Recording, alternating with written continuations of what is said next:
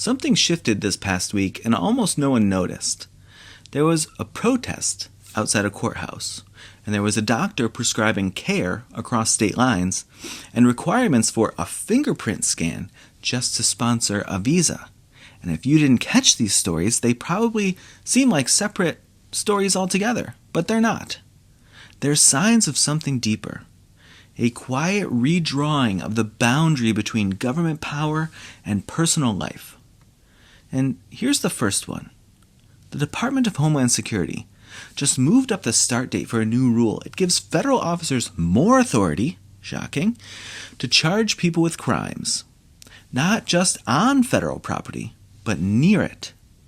And that might sound small or technical, but think about how many federal buildings sit next to sidewalks so people can walk to them, or streets so people can drive to them, or public plazas because they're in the middle of what's happening. And now think about what happens when a protest breaks out on that sidewalk. This new rule clarifies the definition of disorderly conduct, adding penalties for trespassing into closed areas or for impersonating federal officers, and even for wearing a mask while committing a crime. I know the comment you're going to write. You can write the comment right now. I agree with you.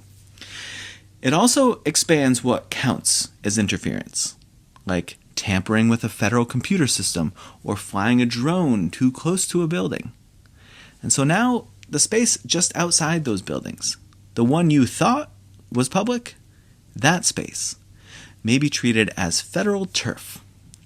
And the line between protests and prosecution just got way more blurry. And then there's the second story. The Immigration Agency just proposed a sweeping expansion of biometric screening. Not just for immigrants, but for anyone associated with an immigration case. So that includes American citizens. The proposal calls for fingerprinting, voice prints, iris scans, and in some cases, DNA. And it's not just a one-time scan. It authorizes continuous vetting for non-citizens throughout the immigration process and up to naturalization. Now, immigration policy is complicated. It always has been. But when the government starts reaching into the bodies of Americans, just because they helped someone apply for a visa or a green card, that's a different kind of threshold. And the third story is actually a standoff between two states. A doctor in New York prescribed abortion pills to a patient in Texas, something that's fully legal in New York. Texas fined her over, ready? $100,000. Then it tried to collect the judgment in New York, and a state judge said no. The ruling that judge made invoked New York's SHIELD law, which was designed to protect health providers acting legally in their own state. And for now, that law has held.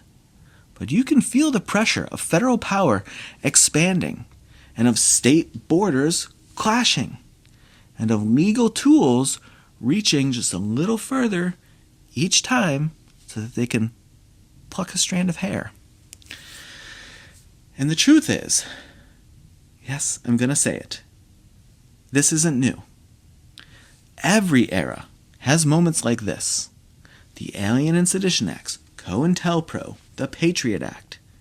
Each time the government found its justification, and each time the boundaries of civic freedom shifted until someone noticed.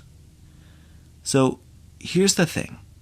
If officers can now charge you for actions off federal property, and if the system wants your DNA just for helping someone apply for immigration, if one state can try to punish a doctor for something that's legal in that doctor's state, then the boundary isn't where it used to be. And maybe the real question now is something like, when that line comes for you, will we still call it freedom?